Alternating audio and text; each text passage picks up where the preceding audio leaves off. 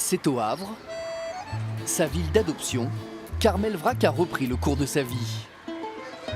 Après un mois de solitude et de silence, le Cherbourgeois a retrouvé sa famille. Des fois que les enfants vont se dire ah c'est fatigant, et puis quand il n'y a plus rien, oui ça manque quoi. Ouais. Quand on l'a retrouvé quoi. Ouais c'est ça. Allez attache-toi. Depuis toujours, Armel est un passionné de sports extrêmes. Le 26 décembre dernier, au lendemain de Noël, il a quitté sa Normandie et sa famille pour réaliser son nouveau défi. Au début, je me suis dit « Oh, c'est très dangereux, il va peut-être mourir à cause de la glace. » Une aventure complètement dingue au fin fond de la Sibérie. Un périple glacial au cœur de l'hiver russe.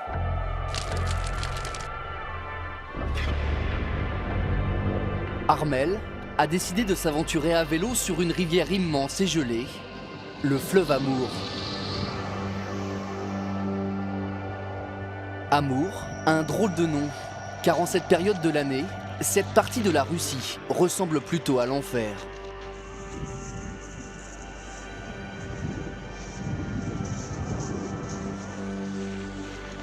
Mentalement c'est dur, parce qu'en fait on est à vélo, on se dit mais j'avance pas, on se fixe des objectifs au loin mais on met des heures à les atteindre quoi.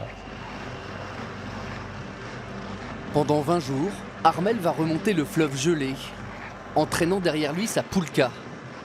Ce petit traîneau de 70 kg qui contient tout son matériel.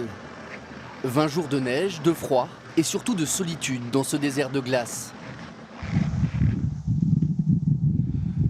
Pas un chat à l'horizon là, pas un animal, pas un chat, pas un tigre, pas un ours, pas un habitant non plus. Dans les choses qui sont assez, pas terrifiantes mais impressionnantes au début, c'est que le fleuve craque. C'est des énormes craquements. Et là on se dit mais ok, ça tient pas. Bon, oui au début on est un peu inquiet et puis on s'y fait quoi. Ce qu'Armel n'avait pas prévu en revanche, c'est la difficulté du parcours. La couche de neige est parfois si épaisse que le Cherbourgeois doit mettre son vélo sur sa Poulka et avancer en marchant.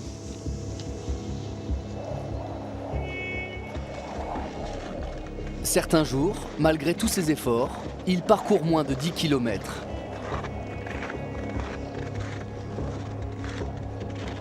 Tout est calme. Je suis un peu fatigué, ouais. Mais ça va. C'est par là.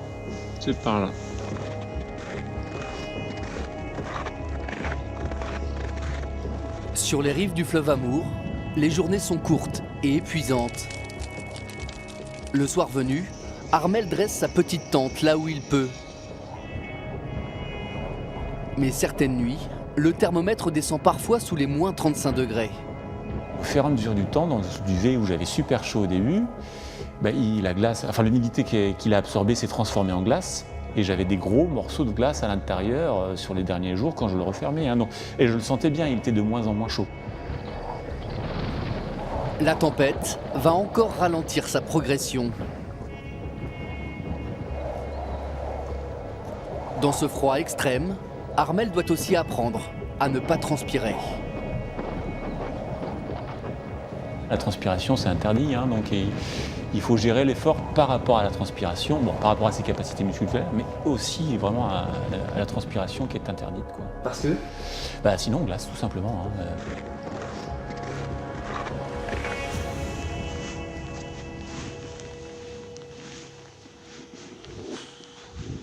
Tellement de couleurs, tellement de nature, tellement ce que je suis venu chercher. Le silence est parfois brisé par le bruit des hommes. En remontant le fleuve, le Normand fait aussi de nombreuses rencontres. Notamment avec des pêcheurs bluffés par l'audace du cycliste français.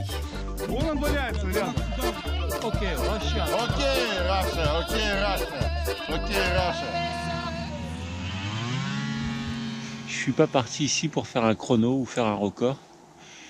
Je suis parti ici pour découvrir, rencontrer les gens, m'en mettre plein les mirettes, donc ce que je vais continuer à faire. En 3 semaines, Armel Vrac a parcouru plus de 500 km sur le fleuve Amour. 3 semaines à en suer comme un Russe. Une aventure moins longue que prévu, mais un défi sportif incroyable. Inoubliable.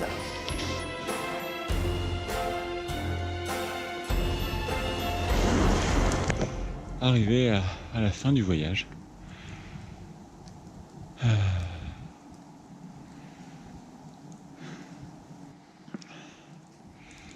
Ça bouillonne un peu.